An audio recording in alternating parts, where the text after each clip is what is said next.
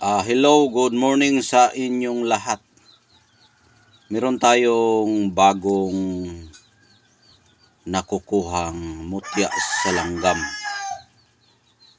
Napakalakas po ang kanyang birtud dahil nga maskin dito sa video ay ayaw siya magpakita. Yan nagpapakita na siya. Yan. Nakuha ko po ito araw po ng Martes. Ito. Yan. Ang pangalan sa langgam na ito ay langgam po ito na hantik, yung napakalakas kumagat.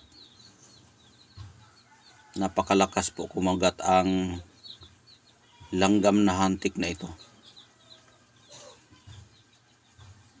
Ang kulay sa langgam na hantik na ito ay kulay pula. Kulay pula ang nagmamay-ari sa langgam na hantik na ito.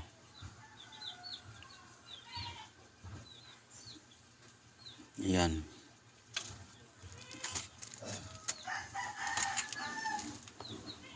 Ang lakas talaga ng aura. Sa nagtatanong po kung ano ba ang gamit sa mutya sa langgam, ito ay gamit sa pampaswerte itong langgam. Dahil nga swerte siya, dahil nga araw at gabi po yan naghahanap, naghuhukay ng pagkain para meron silang maimbak sa kanilang pamamahay. At may halo rin itong proteksyon at tagulilong. Alam nyo po kung bakit? Dahil nga po ito ay nagbahay siya sa ilalim ng lupa. Ibig sabihin hindi basta-basta makita agad. Nasa underground sila nakatira. Tapos araw-araw po yan sila naghahakot ng pagkain para maimbak nila sa kanilang pagkain pagdating ng tag-ulan. Kaya maganda yan sila, matalino yan sila sa kanilang paggawa ng kanilang bahay. Dahil nga kapag tag-ulan ay hindi naman mabasa yung kanilang bahay. Dahil nga marunong sila tumingin kung saan sila pwede tumira. At araw at gabi po yan naghahakot. Kahit nga kung meron kayong napapansin na mga langgam, obserbahan mo yan yung may mga lumalabas, hindi yan sila humintong maglalakad. Araw at gabi po yan sila maglalakad at meron silang ginagawang building doon sa ilalim ng lupa. Kumbaga building nila yan. Tapos meron silang binubuhat na mga pagkain na doon iniimbak nila sa ilalim ng kanilang bahay. At ang protection po nagdadala yan dahil nga po yung bahay nila kapag magambala mo yan ay kagatin ka talaga yan. Kahit mamatayan sila, kinakagat talaga nila yung naggambala sa kanilang bahay kahit anong klaseng hayop. At ang pinakatatakutan sa lahat ng mga langgam, yung langgam na hantik, yung pinakamalaking langgam na tinatawag po yan hantik dahil nga kahit hindi yan kumagat, makikinig ka lang sa kanilang mga pagkagat ay nagtutunog talaga. Tumutunog po yung kanilang bibig dahil nga sa sobrang lakas silang kumagat. Kumbaga parang pitik yung kanilang pagkagat na meron silang parang meron silang taga o yung parang taga yung kanilang bibig na kapag matamaan ka niyan, sobrang sakit, init talagang kasakit yung kanilang kinagat. Kaya kapag magambala mo yung kanilang bahay, kung pakinggan mo yan, maraming nagpipitik-pitik.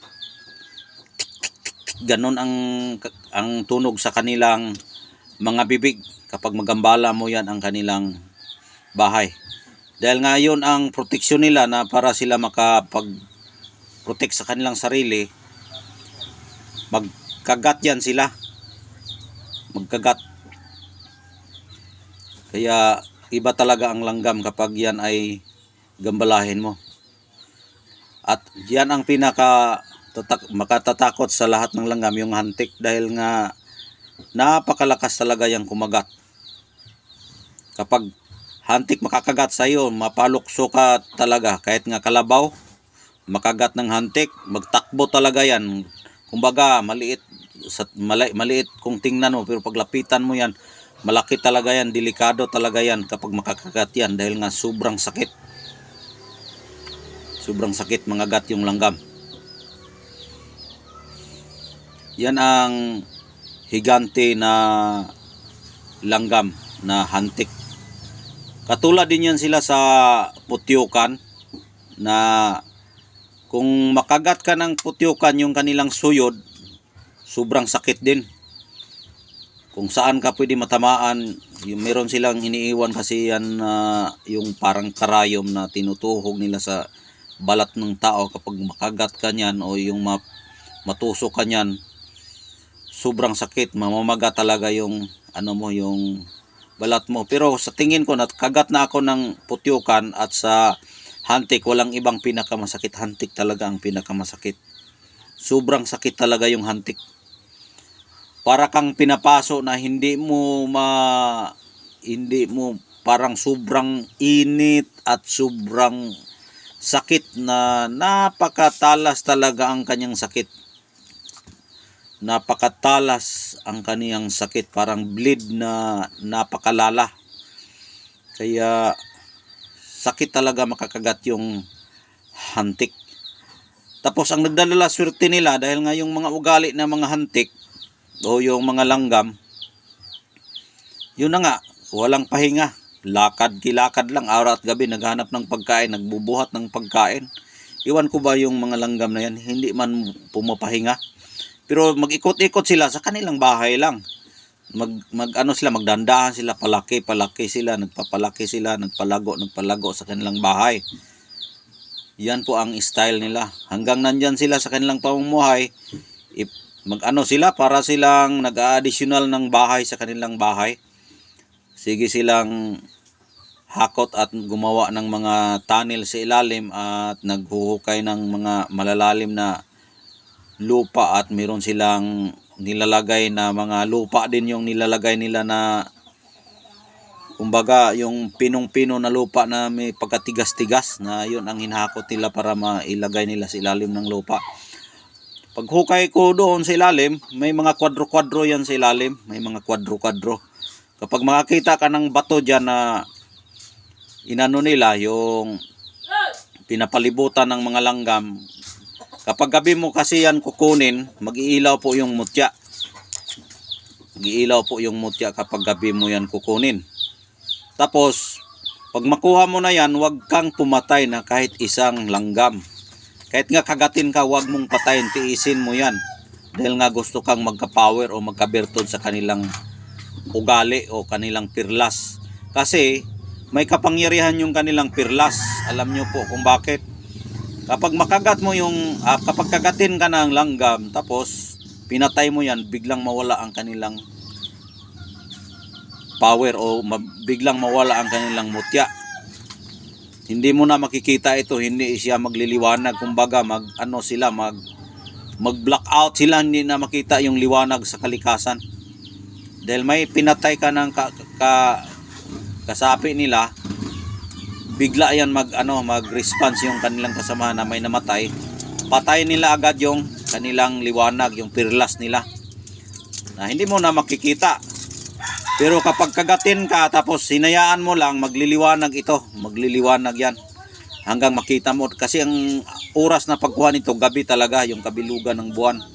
Ito, mag-aamag ito kapag nandyan pa sa kamay nila, kapag hindi mo mapatay, kapag hinuhukay mo yan. Yun ang mga teknik na paraan para makakuha ka ng original na mutya ng langgam. Ganyan po yung mga teknik. Kasi kung maghahanap ka lang ng bato tapos ganito ang mga itsura, sabihin mo naman na yan ay mutya ng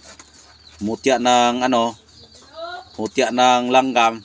Hindi na yan mutya dahil nga hindi galing talaga sa hindi siya galing sa yung pinagkukunan mo. Hindi mo masabi na yan ay mutya ng langgam dahil hindi ka mismo nakakuha diyan sa loob ng langgam. Kaya yan po ang paraan sa pagkuha. Kung ano yung pinagkukunan mo, yun ang pangalan. Tapos kailangan ikaw ang witness na makakuha, na ikaw mismo nakakuha diyan mismo sa mutya na kinakukunan mo. Yung halimbawa sa langka, kung langgam, sa langgam, sa bahay ng langgam. Kung halimbawa sa mga prutas, diyan mismo nakukuha. Hindi yung pinulot sa suba, pinulot sa dagat. Hindi yan matawag na mutya. Dahil nga yung mutya, kahit nga yung perlas sa Taclobo, sa Taclobo yan makukuha. Yung mga ibang mga perlas o mga mutya, dyan yan siya makukuha. Yan po ang may mga tunay na mga mutya na iyong makukuha. Ayan. Hanggang dito na lang po. Maraming salamat at sa inyong panunood. Hanggang ngayon, nandyan pa kayo at maraming salamat. At kung sino po ang karapat-dapat na may-ari nito, ay mag-PM kayo. Mayroon akong iniwan na numero dyan at yung aking Facebook account, Commander Bugtungan. Mag-chat kayo sa akin at mag-inquire kung ano ang gusto nyong mutya. Kung gusto nyo ito, magtatanong kayo para makapag-chat din ako sa inyo.